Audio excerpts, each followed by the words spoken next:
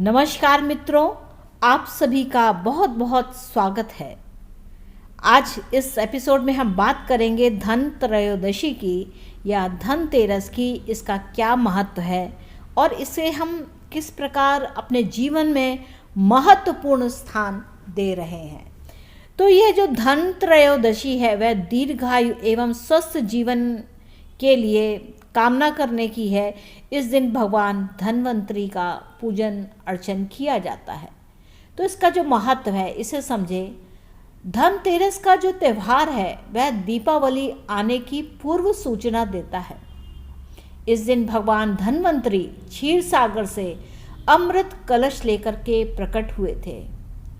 अब यहाँ पर देखें, इनके हाथ में क्या है, ये आयुर्वेद को प्रधानता देते हैं। इनके हाथ में शंख है, एक हाथ में चक्र है, एक हाथ में इनके अमृत कलश है और एक हाथ में आयुर्वेद को प्रधानता देने वाली कुछ जड़ी बूटियां हैं। तो ये भगवान धन्वंतरी की एक प्रतिमा है, इनका यह चित्र बनाया गया है। इसको हम लोग समझें कि ये कहना क्या चाहते हैं। तो भगवान जो धन्वंतरी हैं वह क्षीर सागर से अमृत कलश लेकर के प्रकट हुए थे। इसलिए वैद्य समाज हर्षोल्लास के साथ धन्वंतरी जयंती के रूप में इसे मनाता है।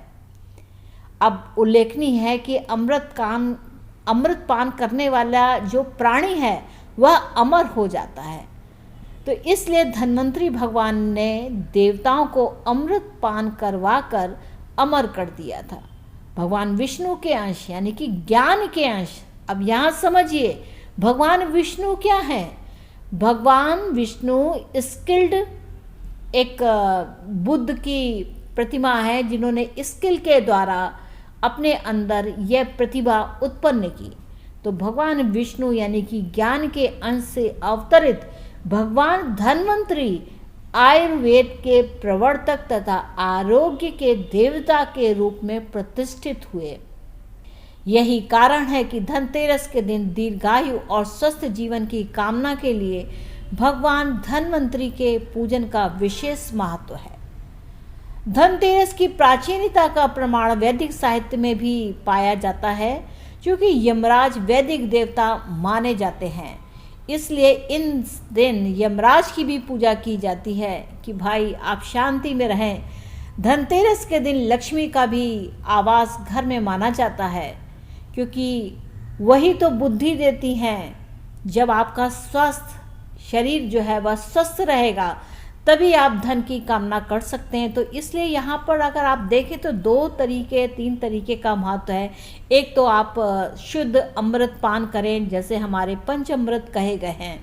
दूसरा, आयुर्वेद का प्रयोग करें।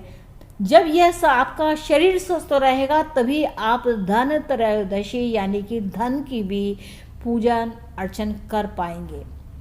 इस स्थिति में क्या है कि पुराने बर्तनों को बदल दिया जाता है और नया बर्तन खरीदना शुभ माना जाता है। देखिए, अमृत कलश ये लिए हुए हैं। यह स्वर्ण का हो सकता है, पीतल का हो सकता है, यानी कि यह जो पात्र है उसके अंदर अमृत भरा हुआ है, ऐसा कहा गया है। यानी कि ज्ञान ने के रूपी जो हमारे धन्वंतरी भगवान हैं वह इसके अंदर अमृत रखे हुए हैं और वही यह हर देवता गण को प्रदान करते हैं। यहाँ देव देवता और राक्षस की प्रवृत्ति को समझना होगा।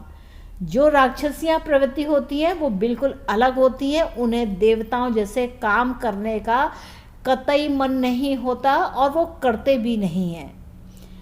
तो जो देवता, यह जो कहानी है वह देवताओं के लिए है। तो ऐसा विश्वास रखें कि इस दिन जो पुण्य कार्य किया जाता है यानी कि शुभ कार्य किया जाता है, उसका जो फल है वह आगे चल कर के बहुत सुंदर ही तरीके से मिलता है।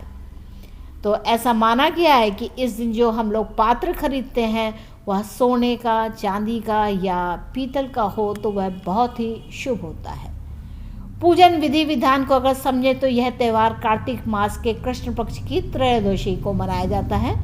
इस दिन यमराज के लिए आटे से निर्मित दीपक बनाकर घर के मुख्य द्वार पर रखने का विधान है।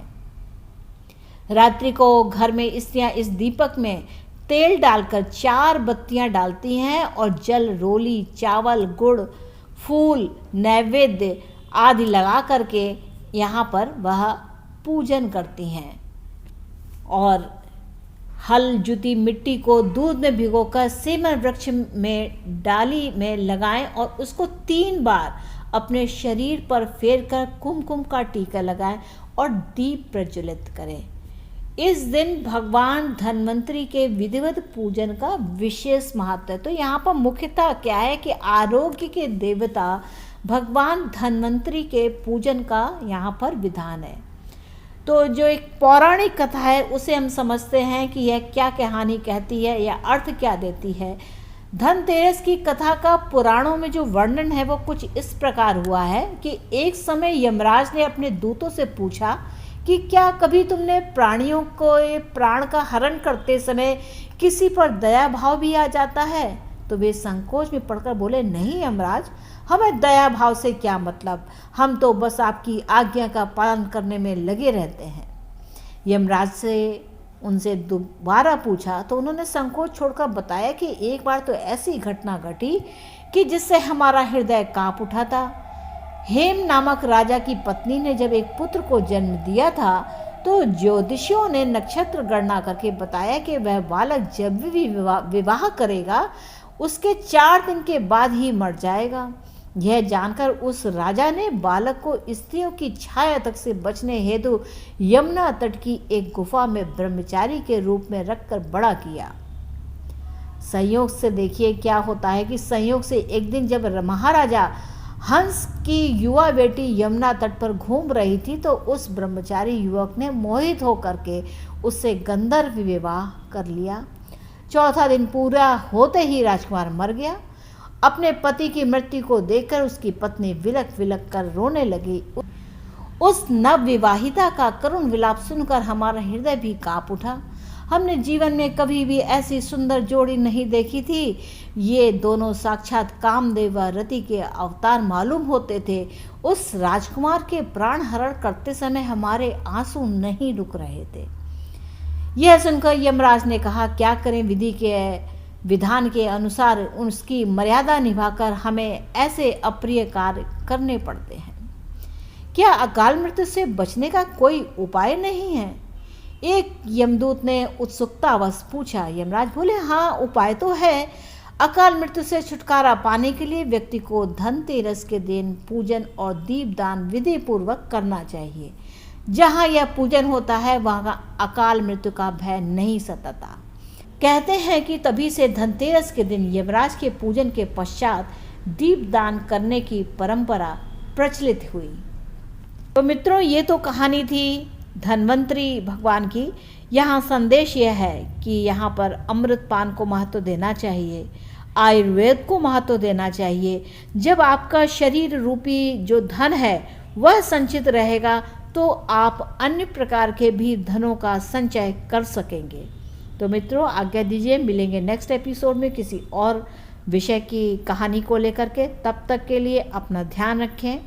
हरे कृष्णा, हरे कृष्णा।